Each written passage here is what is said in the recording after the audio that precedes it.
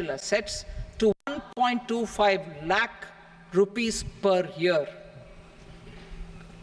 Listed financial assets held for more than a year will be classified as long-term, while unlisted financial assets and all non-financial assets will have to be held for at least 2 years to be classified as long-term. Unlisted bonds and debentures, debt mutual funds, and market-linked debentures, irrespective of holding period, however, will attract tax on capital gains at applicable rates. Taxpayer services. All the major taxpayer services under GST and most services under customs and income tax have been digitalized. All remaining services of customs and income tax, including rectification and order giving effect to appellate orders, shall be digitalized and made paperless over the next 2 years. Litigation and appeals. While our concerted efforts to reduce pendency of appeals at various appellate fora are beginning to show good results, it will continue to engage our highest attention. To dispose of the backlog of first appeals, I plan to deploy more officers to hear and decide such appeals, large tax effect. For resolution of certain income tax disputes pending in appeal, I am also proposing Vivad Se Vishwas Scheme 2024. Further, I propose to increase monetary limits for filing appeals related to direct taxes, excise, and service tax in the tax tribunals, high courts, and Supreme Court to 60 lakh rupees, 2 crore rupees, and 5 crore respectively, with a view to reduce litigation and provide certainty in international taxation. We will expand the scope of safe harbor rules and make them more attractive. We will also streamline the transfer pricing assessment procedure. Employment and investment. I have a few proposals to promote investment and foster employment. First of all, to bolster the Indian startup ecosystem, boost the entrepreneurial spirit, and to support innovation,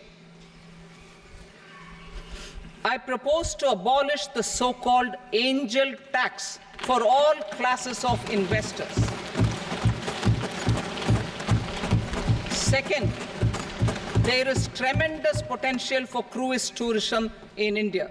To give a fillip to this employment-generating industry, I am proposing a simpler tax regime for foreign shipping companies operating domestic cruises in the country. Third,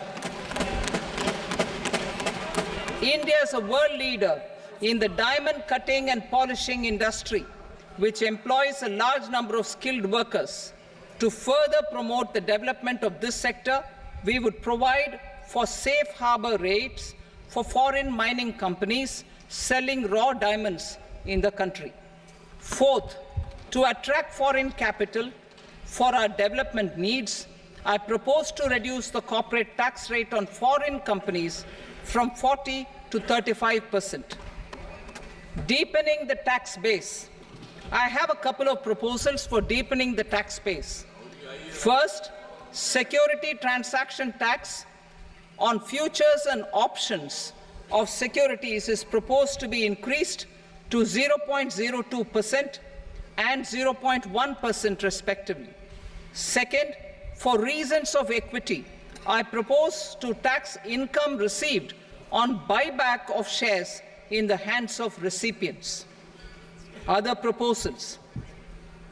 To improve social security benefits, deduction of expenditure by employers towards NPS is proposed to be increased from 10 to 14% of the employee's salary.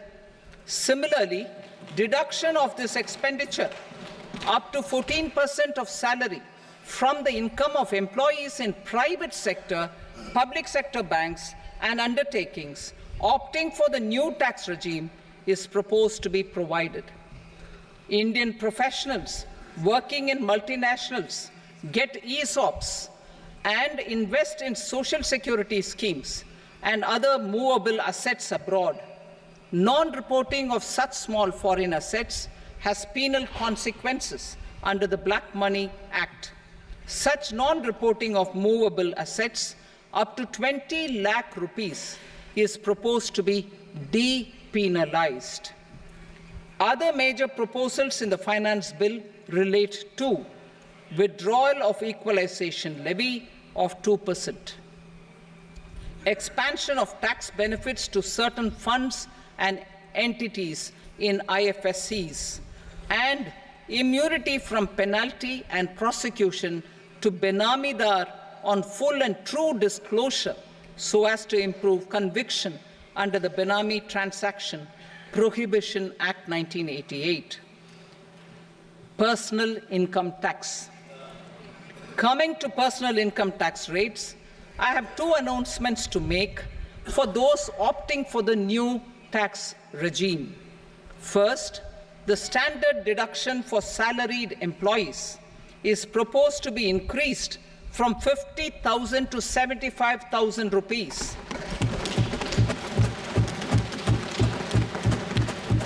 Similarly, deduction on family pension for pensioners is proposed to be enhanced from 15,000 to 25,000 rupees. This will provide relief to about 4 crore salaried individuals and pensioners.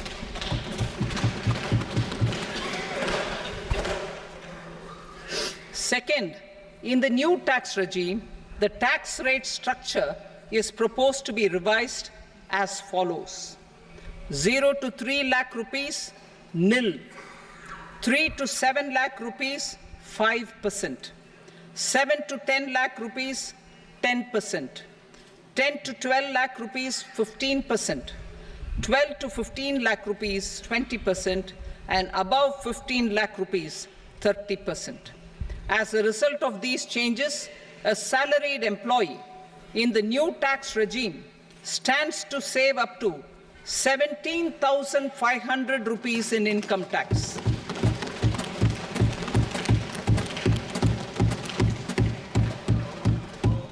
Apart from these, I am also making some other changes as given in the annexure. As a result of these proposals, revenue of about 37,000 crore, that is 29,000 crore in direct taxes and 8,000 crore in indirect taxes, will be foregone, while revenue of about 30,000 crore rupees will be additionally mobilized. Thus, the total revenue foregone is about 7,000 crores annually. Mr. Speaker, sir, with this, I commend the budget to this august House. Jai Hind.